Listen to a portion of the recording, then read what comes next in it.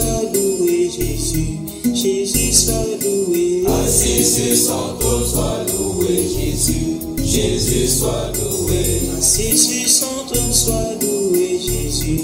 Jésus soit loué. Assisi Santo soit loué, Jésus. Jésus soit loué. Assisi Santo soit loué, Jésus. Jésus soit loué. Assisi Santo soit loué, Jésus. Jésus soit loué. Assisi Santo soit loué, Jésus. Jésus soit loué. Assisi Santo soit loué, Jésus. Jésus soit loué. Hosanna, alléluia. Hosanna, alléluia. Hosanna, alléluia. Hosanna, alléluia. Hosanna, alléluia. Hosanna, alléluia. Hosanna, alléluia. Hosanna, alléluia. Hosanna, alléluia. Hosanna, alléluia. Hosanna, alléluia. Hosanna, alléluia. Hosanna, alléluia. Hosanna, alléluia. Hosanna, alléluia. Hosanna, alléluia. Hosanna, zambe kumama Yahweh, Yahweh kumama. Hosanna, zambe kumama Yahweh, Yahweh kumama. Hosanna, zambe kumama Yahweh, Yahweh kumama. Hosanna, zambe kumama Yahweh, Yahweh kumama. Hosanna, zambe kumama Yahweh, Yahweh kumama. Hosanna, zambe kumama Yahweh, Yahweh kumama. Hosanna, zambe kumama Yahweh, Yahweh kumama. Hosanna, zambe kumama Yahweh, Yahweh kumama. Hosanna, hallelujah. Hosanna, hallelujah. Hosanna, alléluia. Hosanna, alléluia. Hosanna, hallelujah. Hosanna, hallelujah. Hosanna, alléluia. Hosanna, alléluia. Hosanna, hallelujah. Hosanna, hallelujah. Hosanna, alléluia. Hosanna, alléluia. Hosanna, hallelujah. Hosanna, hallelujah. Hosanna, alléluia. Hosanna, alléluia. Assisi Santo soit loué, Jésus. Jésus soit loué. Assisi Santo soit loué, Jésus. Jésus soit loué. Assisi Santo soit loué, Jésus. Jésus soit loué. Assisi Santo soit loué, Jésus. Jésus soit loué. Assisi Santo soit loué, Jésus. Jésus soit loué. Assisi Santo soit loué, Jésus. Jésus soit loué. Assisi Santo soit loué, Jésus. Jésus soit loué. Assisi Santo soit loué, Jésus. Jésus soit loué. Hosanna, alléluia. Hosanna, alléluia. Hosanna, alléluia. Hosanna, alléluia. Hosanna, alléluia. Hosanna,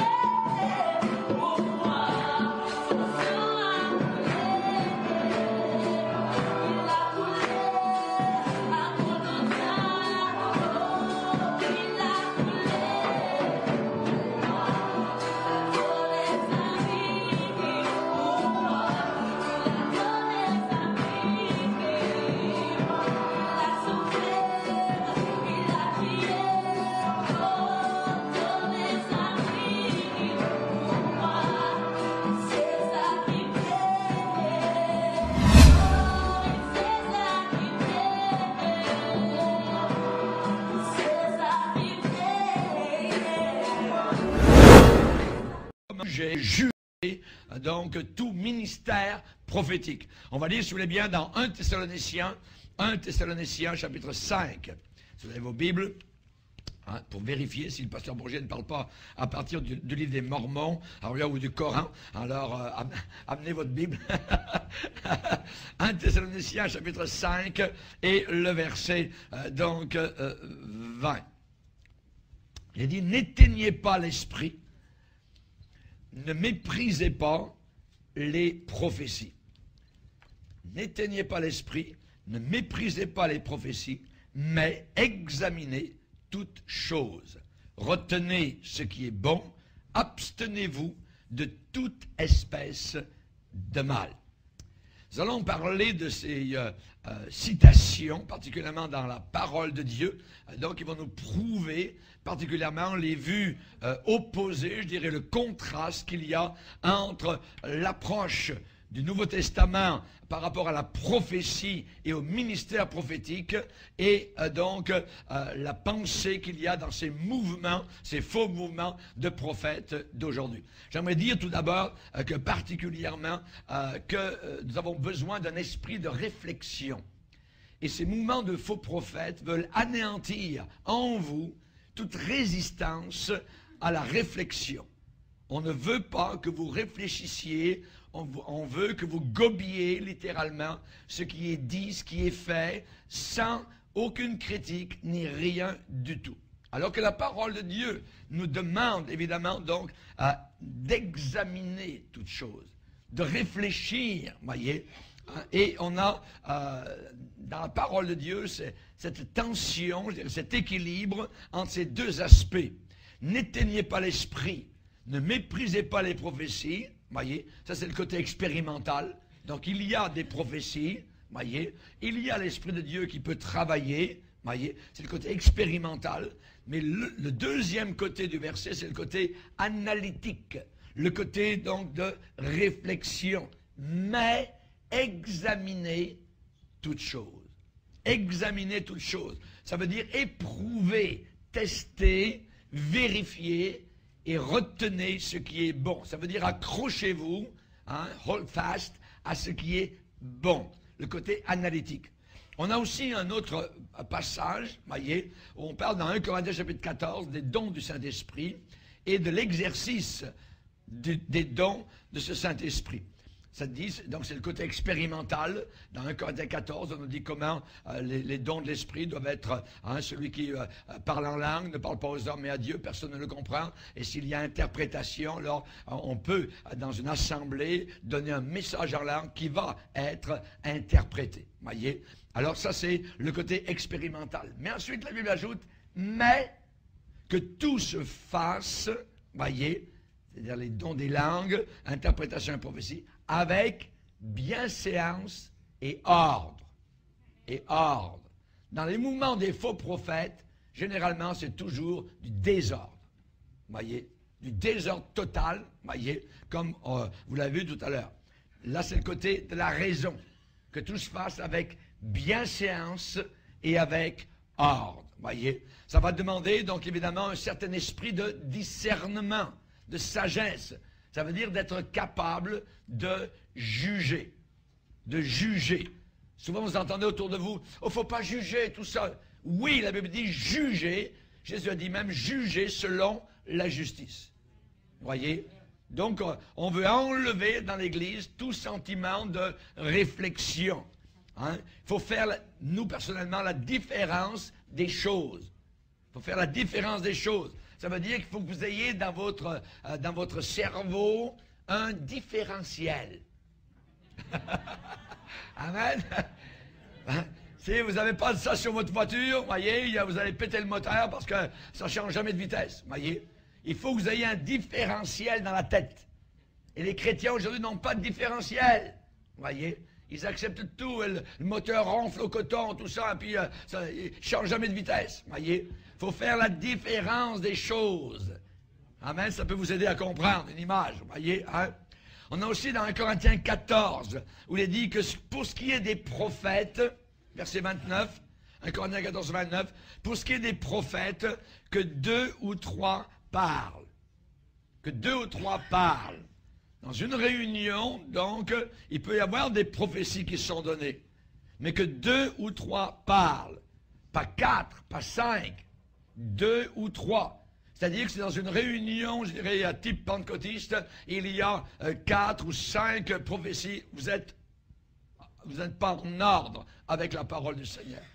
La Bible dit que 2 ou 3 parlent au plus. Ça, c'est donc le côté expérimental. Ensuite, le côté analyse. Que les autres jugent. Que les autres jugent. Que ce qui vient d'être dit, supposément de Dieu, soit jugé par les autres. Voyez? Et si ce n'est pas de Dieu, on va dire, madame, voulez-vous vous taire? Ce n'est pas de Dieu. S'il vous plaît, vous n'êtes pas dans l'ordre. Hein? Taisez-vous. On sait qu'il y a des chrétiens parfois qui ne s'aiment pas, qui se haïssent, puis ils se lancent des prophéties l'un à l'autre, voyez? Toutes sortes de choses. Ça, c'est pas bon du tout, du tout.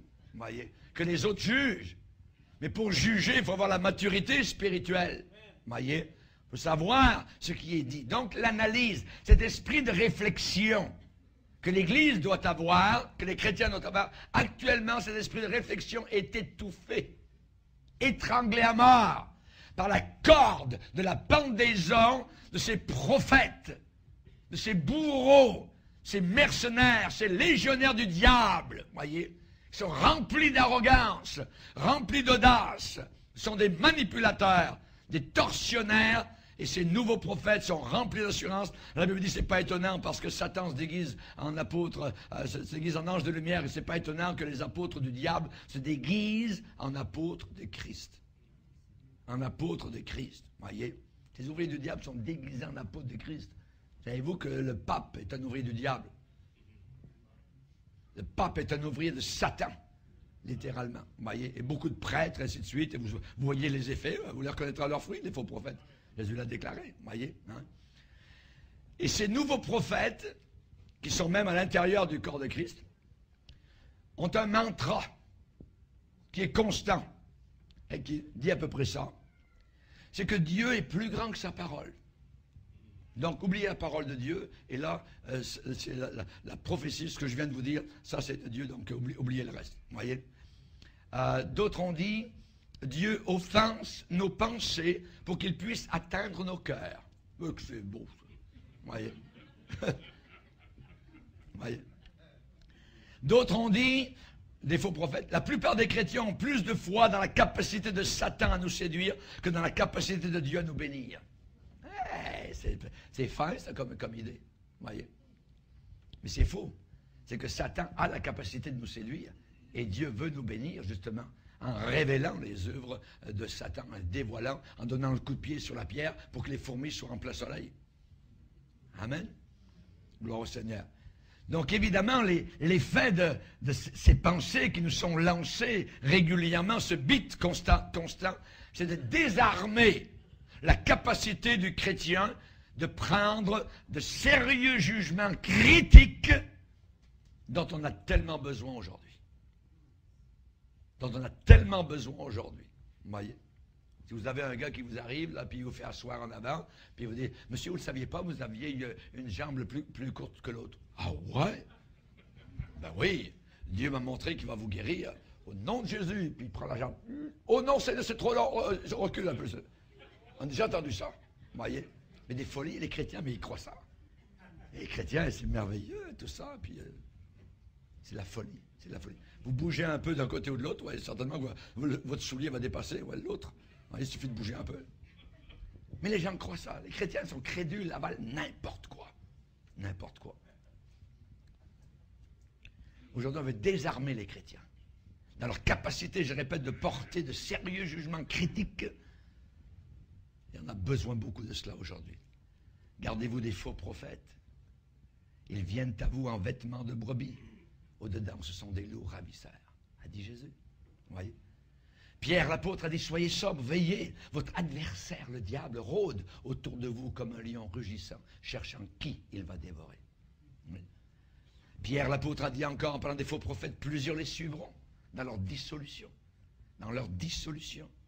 Ils trafiqueront, a dit Pierre, de vous.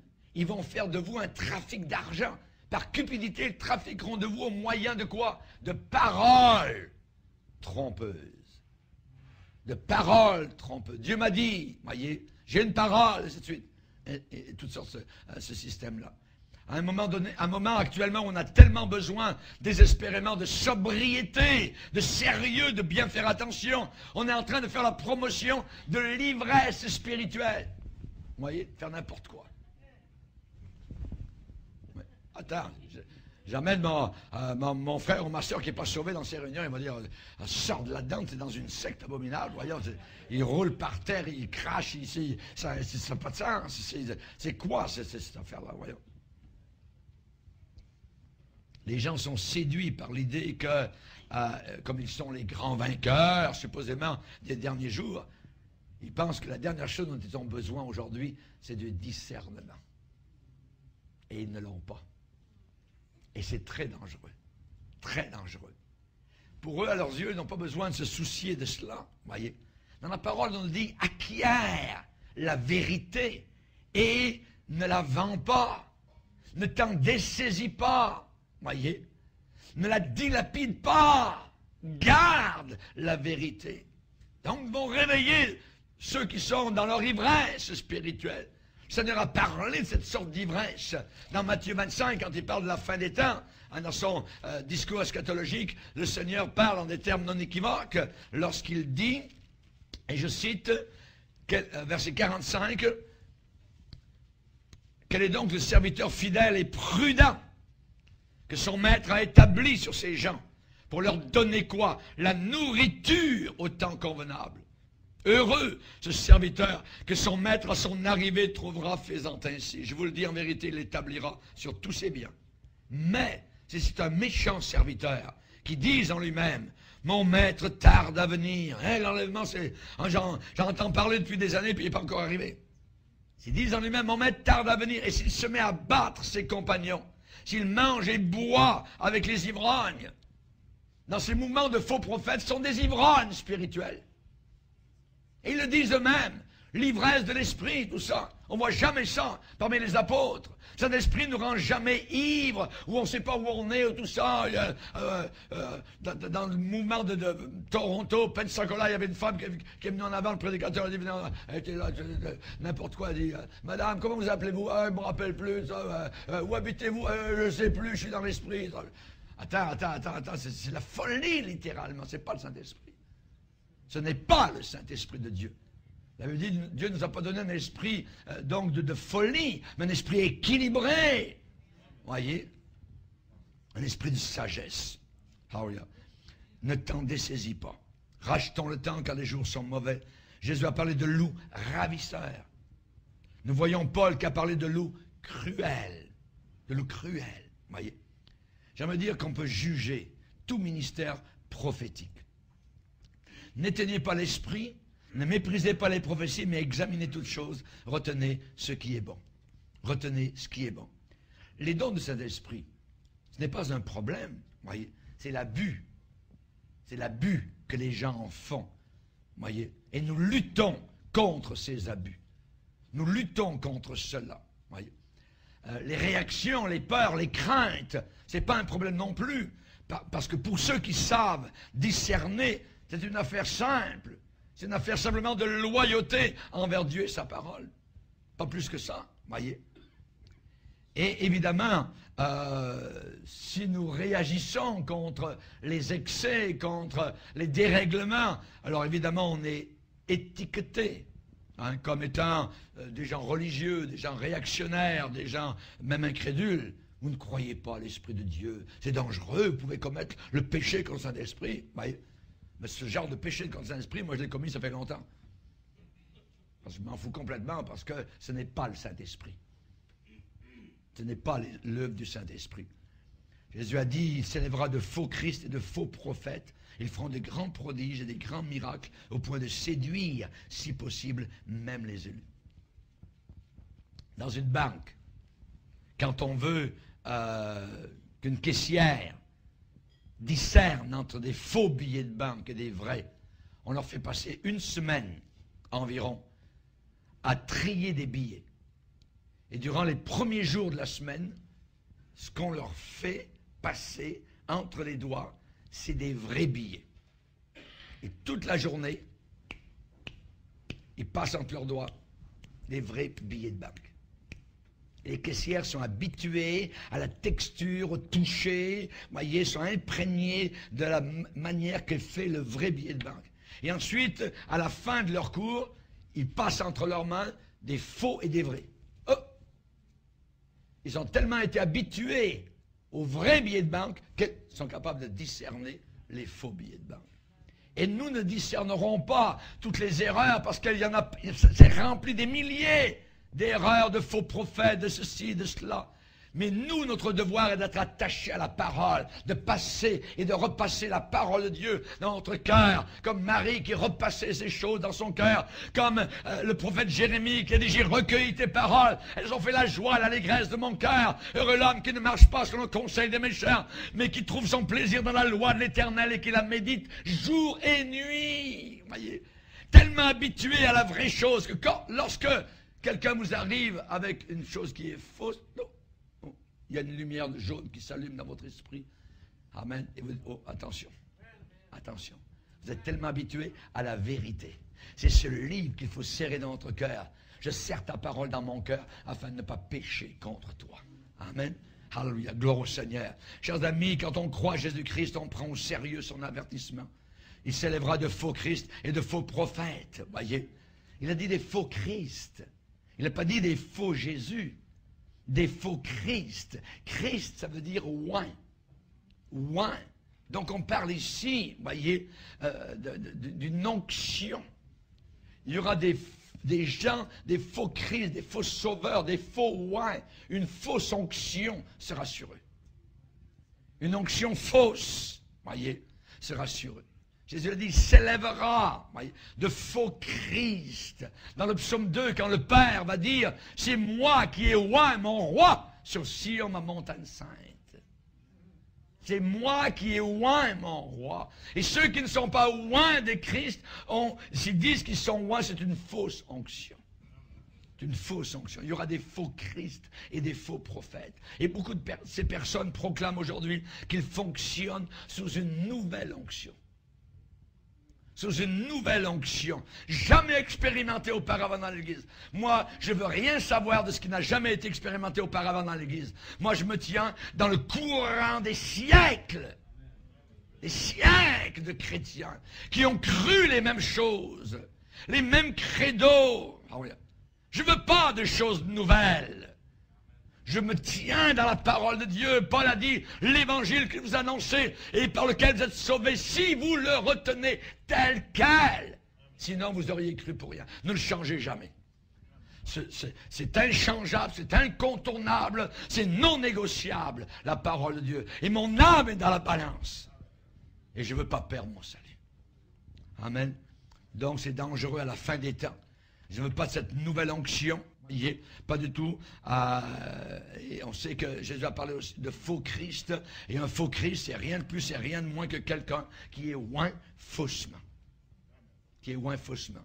Comme Jéroboam, qui a créé des sacrificateurs pris parmi tout le peuple et qui n'appartenaient pas au fils de Lévi. Chers amis, c'est très suspect, je dirais, de la part de supposés hommes de Dieu de vouloir faire honte à ceux qui posent des questions. Et aujourd'hui, on va vous faire honte si vous voulez poser des questions sur certains mouvements, sur certaines choses, vous voyez. Mais non, tu es un incrédule, tu ne crois pas, tu es trop serré, t'es vieux jeu, tu ne veux pas embarquer dans le monde du Saint-Esprit, ainsi de suite, vous voyez.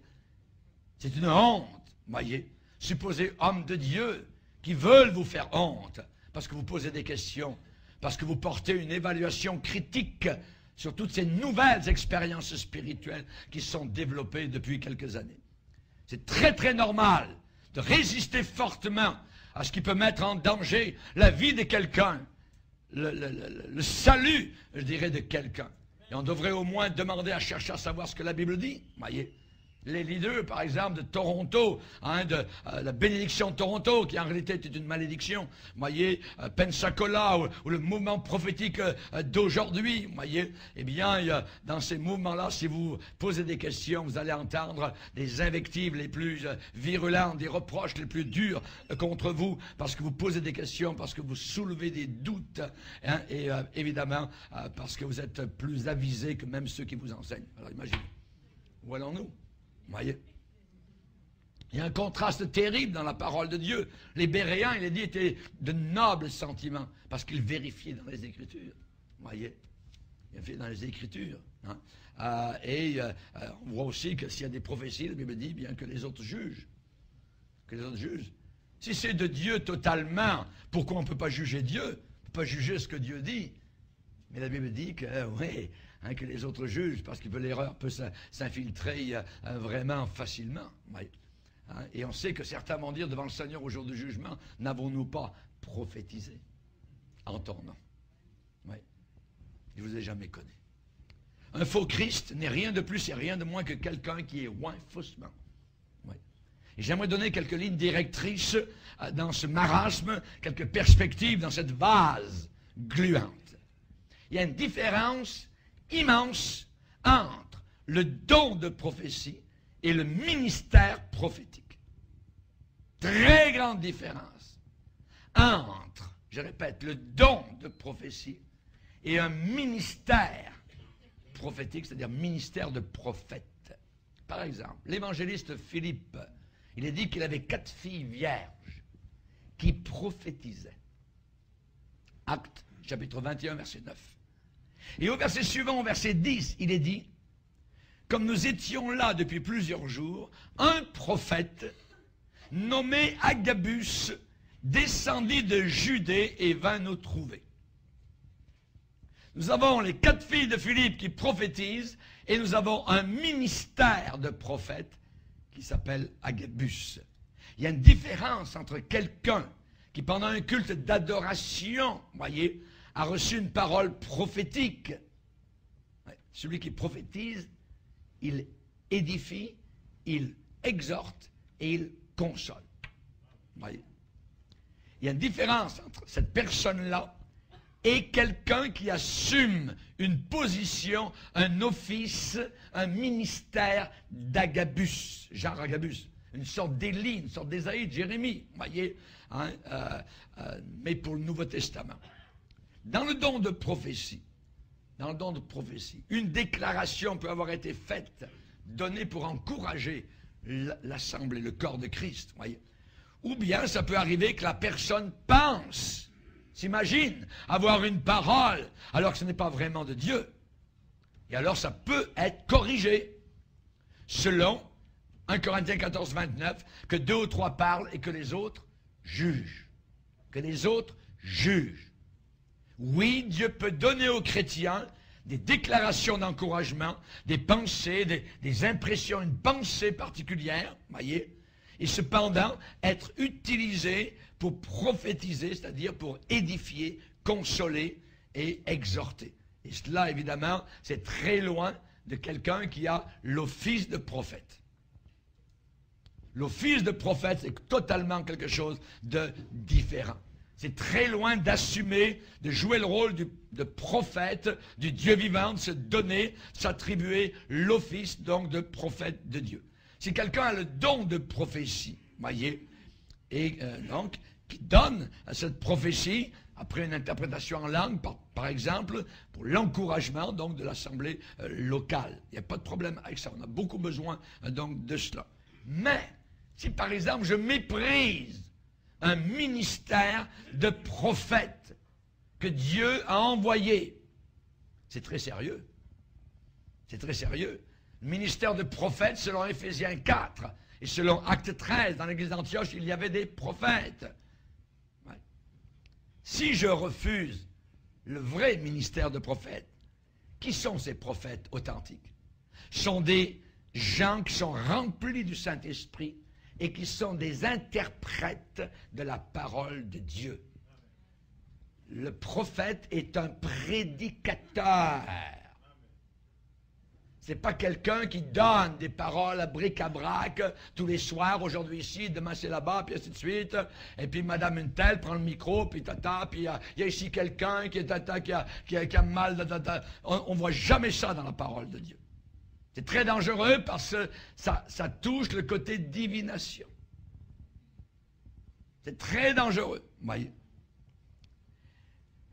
Les vrais prophètes de Dieu, l'office de prophète, sont des prédicateurs. qui sont des interprètes de la parole de Dieu. Pourquoi faire? Pour encourager le peuple à rester fidèle à Dieu, pour les avertir, pour les réconforter, pour les édifier. Jésus a dit, celui qui reçoit un prophète en qualité de prophète aura une récompense de prophète. Mais on parle ici des vrais. Vous voyez? Des vrais, des porte-paroles de Dieu. Ils apportent la parole de Dieu. Ils expliquent la parole du Seigneur. Ça, c'est les vrais prophètes de Dieu. Pas des gens qui donnent des paroles d'un côté et d'autre. Hein. Prophète un tel s'en vient, ainsi de suite. Non, non, non, non. Ces gens-là, ils combattent la tiédeur. Ils combattent la mondanité dans l'Église. Évidemment, c'est une chose nettement plus sérieuse de vous proclamer prophète que d'être utilisé par le Saint-Esprit pour donner une parole d'encouragement dans le culte de l'Assemblée.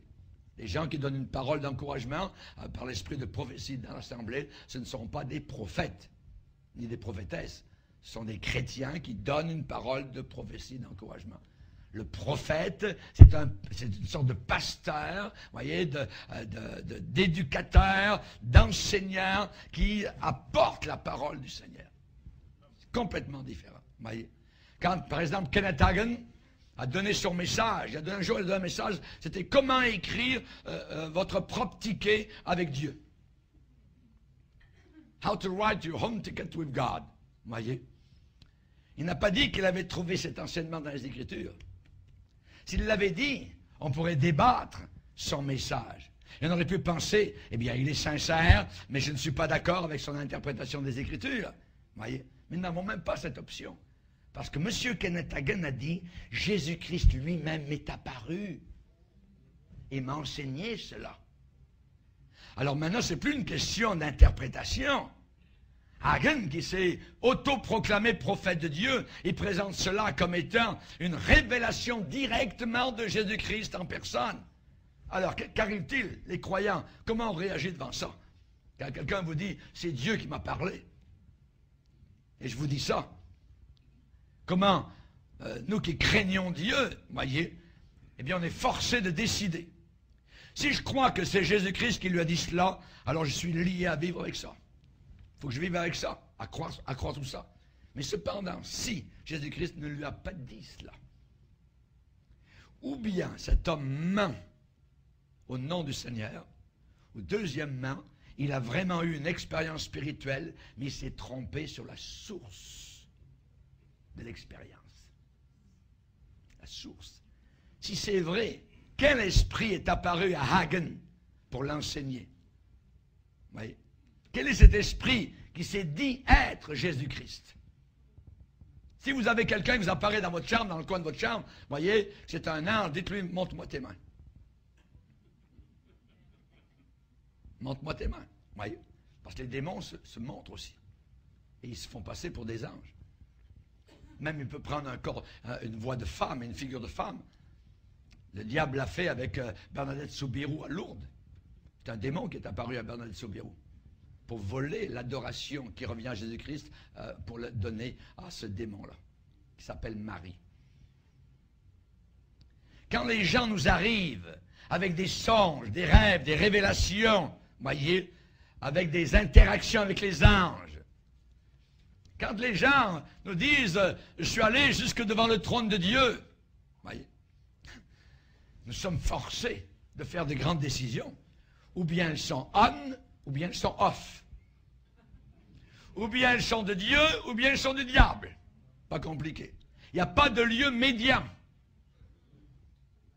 Et cela va aussi avec les prédictions. Quand les prophètes du Nouveau Testament faisaient des prédictions, elles s'accomplissaient toutes. Toutes. Notez bien, c'est pas à peu près. Si quelqu'un vous parle au nom de Dieu, vous prophétisez au nom de Dieu, et que la chose n'arrive pas, c'est un faux prophète. Dans le Nouveau Testament, quand les prophètes, l'office de prophète, voyez, était en fonction, ce qu'il disait s'accomplissait toujours. Exemple, Agabus. Un jour, il a prédit qu'il y aurait une famine très grande sur toute la terre. Et la Bible ajoute, elle arriva, en effet, sous l'empereur Claude. Et encore dans Acte 20, Agabus a été utilisé de Dieu pour avertir Paul d'un complot des Juifs à Jérusalem, là où il se rendait. Et cela aussi est arrivé. Voyez. Les prédictions au nom du Seigneur, c'est quelque chose de très, très sérieux. Comme le dit Deutéronome 18. Dans le Nouveau Testament, il n'y a eu aucune fausse, aucune mauvaise prédiction qui a été rapportée. À aucun endroit. Tout ce qui a été prédit, c'est accompli. C'est accompli. Vous voyez, il n'y a rien qui ne s'est pas réalisé. Y a-t-il des prophètes qui vivent aujourd'hui? Oui, certainement. Les 5 dons ministères, on en a besoin aujourd'hui dans l'Église. Il y en a 5. Les apôtres, qui sont aujourd'hui appelés souvent missionnaires. Les prophètes, les évangélistes, les pasteurs et les docteurs, les enseignants dans la parole de Dieu. On a besoin des 5, selon Éphésiens 4, verset 11. Avoir un regard biblique, je dirais, sur la fonction des prophètes dans la Bible est très important. Très important. Les prophètes de la Bible, par exemple, Ésaïe, Jérémie, Daniel, Jean-Baptiste, Agabus, voyez, et ceux de Acte 13 ne sont pas ceux qui donnaient des conférences, voyez, donnant à chacun des paroles de guérison intérieure, des gens qui faisaient tomber les gens par terre, voyez, ou qui maudissaient leurs opposants, comme Bénéhin, qui a dit « Je maudis ceux qui s'opposent à mon ministère ». Kenneth Hagin a dit « Ceux qui s'opposent à mon ministère, ils vont tomber morts derrière la tribune ». Les gens ne sont pas affermis dans le Seigneur, ils ont peur. Voyez? La Bible dit, tu n'auras pas peur de lui. Tu n'auras pas peur de lui. Amen. Amen. Les prophètes étaient et sont des prédicateurs, je le répète. Les prophètes sont des enseignants suscités par Dieu pour ramener à lui le peuple de Dieu, alors que le peuple est en train de s'égarer, voyez, ou alors se vautre dans la honte du péché. Et au cours de leur enseignement et de leur prédication, parfois, pas toujours, mais parfois ça peut arriver, il y a certaines prédictions qui peuvent se faire et qui attestent, voyez, la validité donc de leur message. J'aimerais vous dire que les signes et les miracles ne sont pas une fin en eux-mêmes. Les signes et les miracles ne sont pas une fin en eux-mêmes. Le plus important, c'est le message. Quel message le gars apporte-t-il? C'est le message, pas les miracles, pas les guérisons, parce que le diable est capable d'en faire. Jeannès et Jambres en Égypte étaient capables de prendre des petits bâtons et puis de faire des serpents. C'est des faux prophètes, voyez. Il y a un sens de distinction importante à faire, voyez. La Bible dit, vous avez été dans Éphésiens, chapitre 2, verset 20, vous avez été édifiés. Sur quoi? Sur quoi j'ai été édifié? Sur le fondement des apôtres et des prophètes. Jésus-Christ lui-même étant la pierre angulaire qui tient tout l'édifice. Mais nous avons été édifiés sur le fondement des apôtres et des prophètes. Pourquoi cette distinction importante? Parce qu'actuellement, ce verset est très mal interprété par beaucoup de personnes. Pour les faux prophètes, ça signifie que votre fondation spirituelle, elle dépend de eux, de ces nouveaux prophètes. Vous devez être fondé sur eux. Jamais de la vie. Amen. Voyez? Et si vous ne voulez pas vous soumettre à leur ministère, eh bien c'est comme si vous étiez laissé sans aucune fondation. Vous vous rendez compte? Comment c'est faussé? Voyez? Les apôtres et les prophètes sur lesquels toute la structure de l'Église est fondée, ce sont les prophètes de l'Ancien Testament et les apôtres du Nouveau Testament. Nous sommes fondés là-dessus et nous resterons sur ce fondement-là. Amen. Gloire au Seigneur. Voilà notre fondation. Tout doit absolument être en accord, rectiligne d'aplomb, avec l'enseignement des apôtres du début. Les premiers chrétiens à la Pentecôte, dans Acte 2, il dit qu'ils persévéraient dans l'enseignement des apôtres. Et je dois, moi, aujourd'hui, et toi aussi, mon frère, ma soeur, persévérer aujourd'hui dans l'enseignement des apôtres, pas des faux prophètes qui viennent dans ton église. Amen. Tout ce qui contredit leur enseignement, l'enseignement des apôtres, voyez, n'est pas de Dieu. Judas dit, nous devons combattre pour la foi transmise au saints une fois pour toutes. Il n'y a rien de nouveau, il n'y a rien de nouveau, il n'y aura rien de nouveau jusqu'au retour de Jésus-Christ. Il faut persévérer par la foi. C'est ici la persévérance des saints. Amen. Alléluia. Jean a dit, nous, les apôtres, nous sommes de Dieu. Celui qui connaît Dieu nous écoute. Celui qui n'est pas de Dieu ne nous écoute pas. C'est par là que nous connaissons l'esprit de la vérité et l'esprit de l'erreur. Amen. Le Dieu de la Bible, que vous servez, que je sers, n'est pas actuellement en train de dire quelque chose à l'Église. Non! Il nous a parlé par son Fils. Dans ces derniers temps, Hébreux 1er chapitre nous a parlé par son Fils. Il nous a donné la parole prophétique qui est la Bible. La parole de Dieu. Malheur à celui qui ajoute quelque chose ou qui retranche quelque chose à ce livre-là.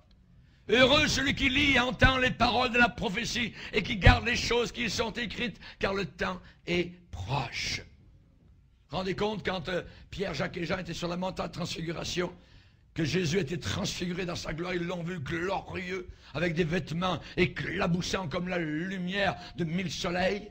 Quand ils ont vu apparaître Moïse, ils ont vu Élie, Pierre savait pas ce qu'il disait, Seigneur, on va planter des tentes, on reste là, c'est trop merveilleux, on descend plus en bas, c'est formidable, voyez. Et ensuite, ils n'ont plus parlé de cette expérience, ils sont redescendus en bas. Et plus tard, l'apôtre Pierre a dit, il a parlé de cette expérience-là dans son épître. Regardez. Dans deuxième épître de Pierre, chapitre 1er, verset 16. Ce n'est pas en effet en suivant des fables habilement conçues que nous avons fait connaître la puissance et l'avènement de notre Seigneur Jésus-Christ. Mais c'est comme ayant vu sa majesté de nos propres yeux. Car il a reçu de Dieu le Père honneur et gloire, quand la gloire magnifique lui fit entendre une voix qui disait « Celui-ci est mon Fils bien-aimé, en qui j'ai mis toute mon affection. » Et nous avons entendu cette voix venant du ciel, lorsque nous étions avec lui sur la sainte montagne. Donc il parle de vision, de révélation, et pourtant authentique. Mais regardez après, le verset suivant. « Et nous tenons pour d'autant plus certaines. » Plus certain que la vision, plus certain que de voir Christ dans sa gloire. Qu'est-ce qui est encore plus certain qu'une vision? La parole prophétique. Cette parole va s'accomplir avec les barres, avec les i, avec les points, tout va s'accomplir, tout va se réaliser. Nous tenons pour d'autant plus certaine la parole prophétique, plus certain qu'une vision. Rendez compte? Merci Seigneur. La parole. Cette parole est finale. Cette parole est autoritaire. Amen. Quand la parole a été retrouvée, c'était le réveil du temps du roi Josias. Il l'avait perdu. C'était le réveil du temps de Néhémie. Quand le matin, jusqu'à midi, le peuple était debout, en train d'écouter la parole de Dieu. Pendant environ 3-4 heures, debout, avec leurs enfants. Ça a été le réveil en Israël. Rendez compte? Sans bouger, debout.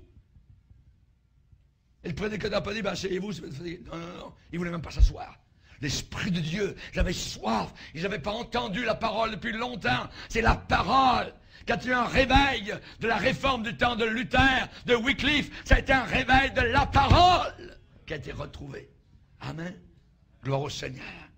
Chers amis, ces gens-là, leur message sortait directement de la Torah, de la parole de Dieu. Ils prêchaient des sermons, ils utilisaient la parole de Dieu, ils l'expliquaient. Raison pour laquelle Paul a dit à Timothée dans les derniers jours, les hommes ne supporteront plus la saine doctrine, ils auront à démangeaison d'entendre des choses agréables.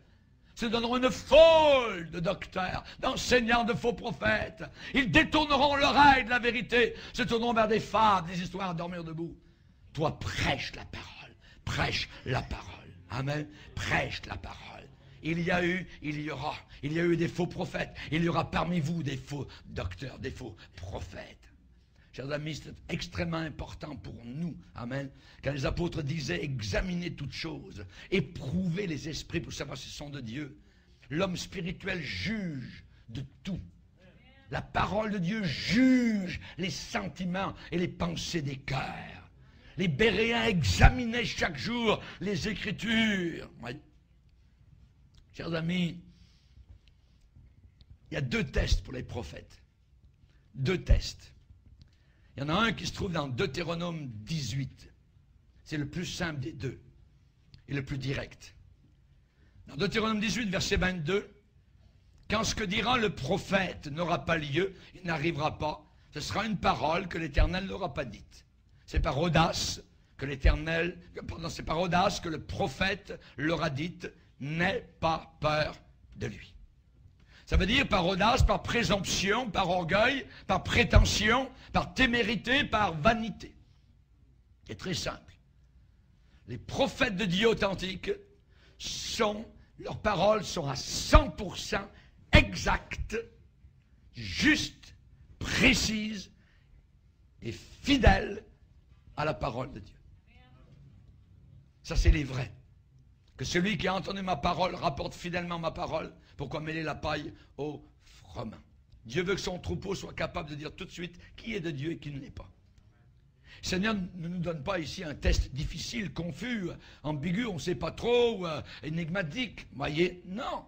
Ce n'est pas obscur ni sibyllin. Pas du tout. Voyez, non. Certains m'ont dit, mais la personne semble aimer Jésus. Ah, aimer Jésus? Voyez. J'aimerais vous dire que cela peut être très facilement imité. Aimer Jésus? Cela peut être très facilement imité, faussé et truqué. Sur TBN,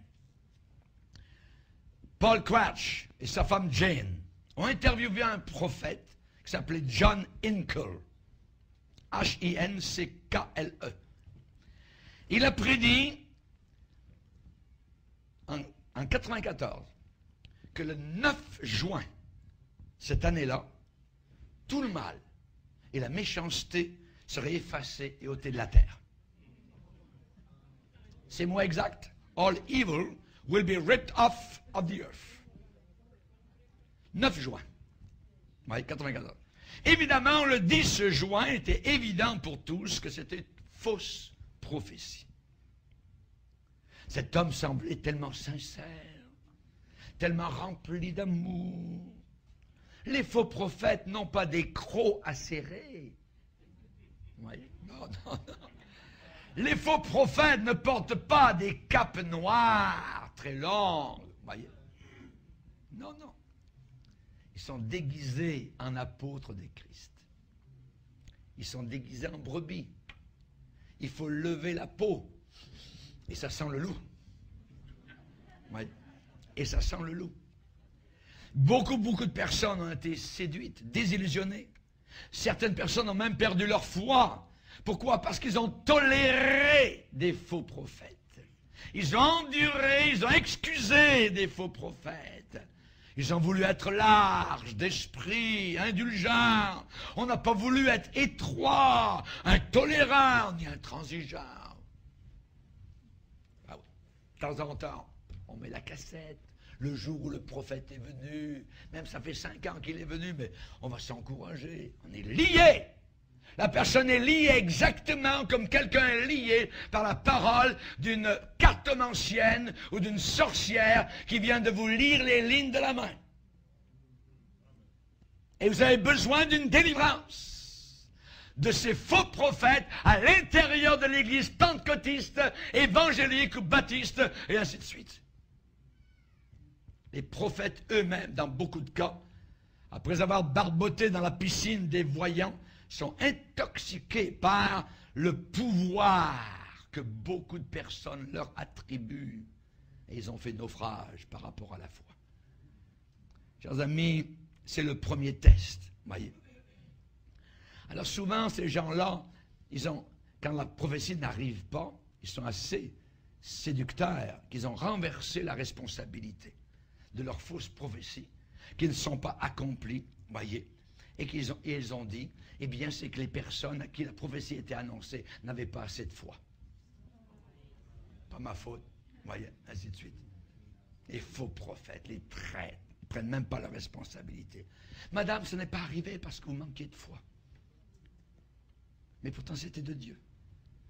Voyez comment c'est faux, voyez. Ils ajoutent l'insulte à la blessure.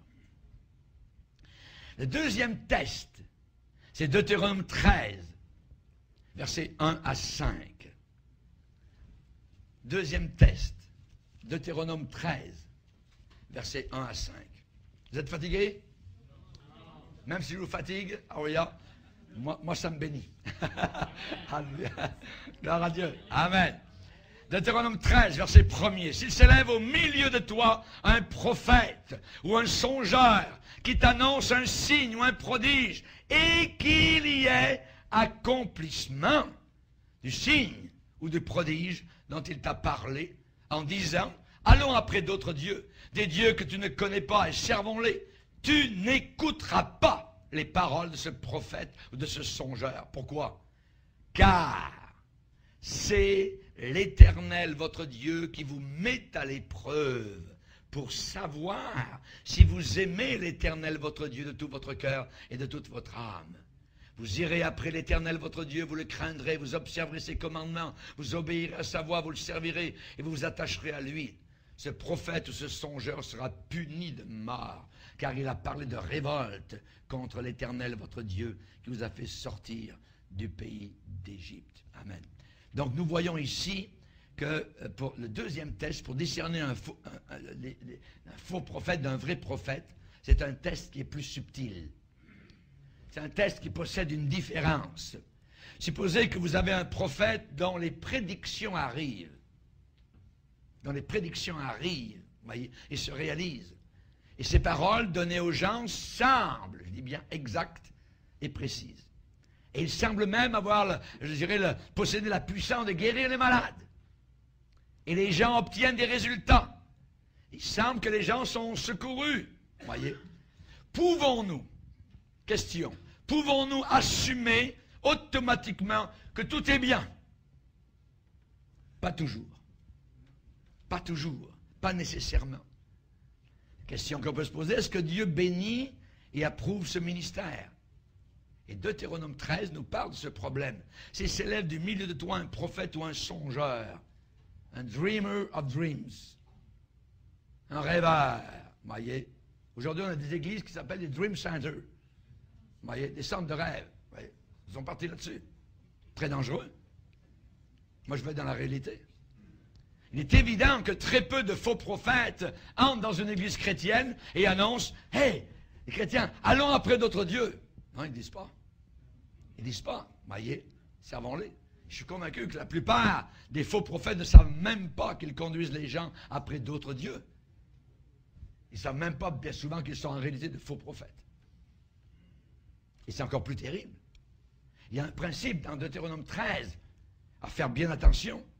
C'est quand on cherche à déterminer la validité d'un ministère pour y souscrire, pour l'appuyer, pour l'approuver. Et dans ce cas, par rapport aux prophètes, vous ne devez pas regarder vers les prodiges, vers les miracles et les résultats. Jamais. Ne regardez jamais là. Voyez. Il ne faut pas fermer les yeux sur quelque chose de plus important, le message. Qu'est-ce qu'il enseigne?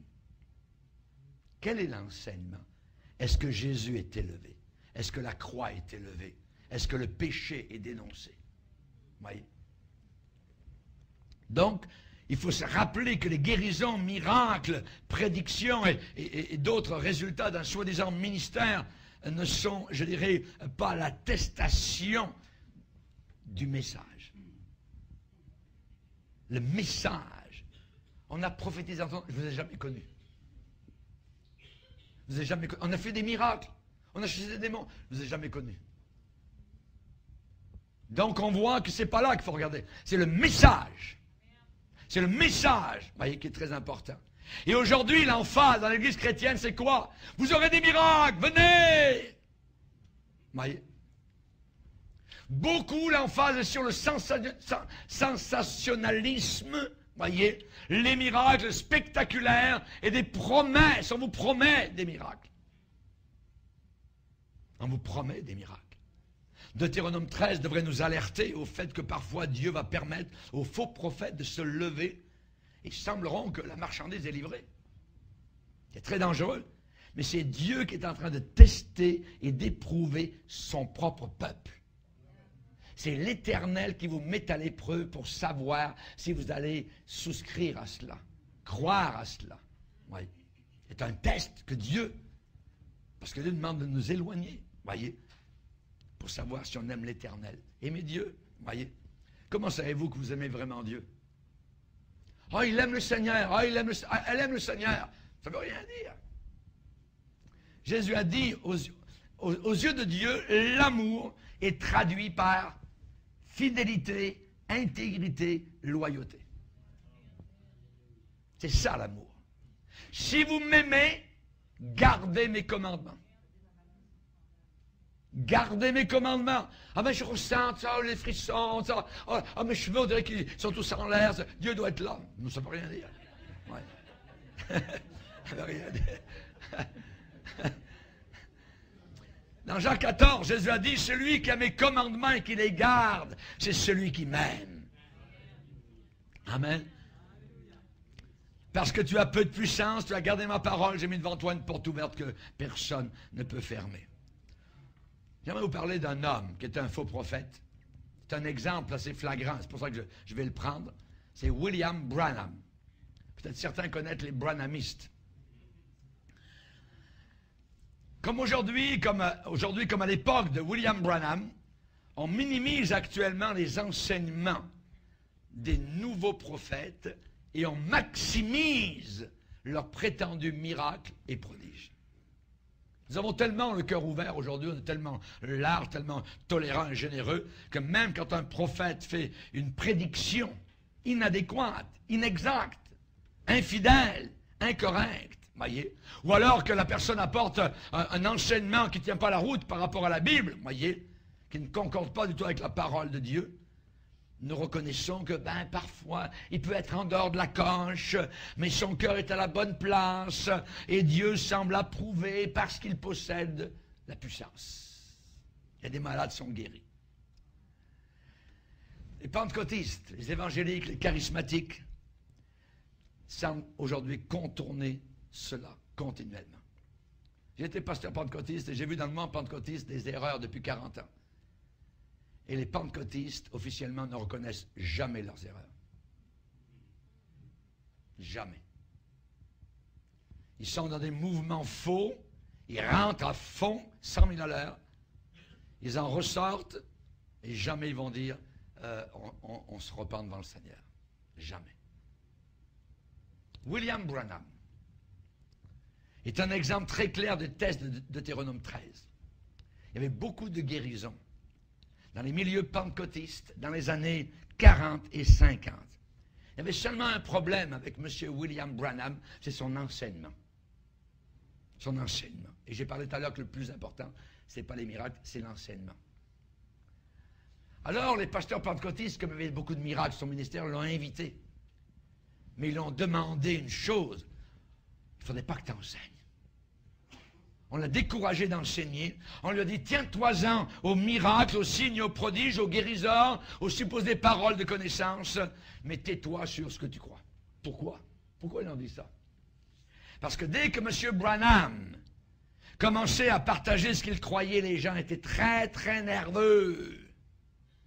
Cet homme croyait des hérésies. Cet homme enseignait des hérésies. Par exemple, il croyait à l'hérésie de la semence du serpent. La semence du serpent, ce monsieur croyait qu'à la chute, Ève avait eu des relations sexuelles avec Lucifer. Et ainsi, le blâme tombait sur la femme. Voyez.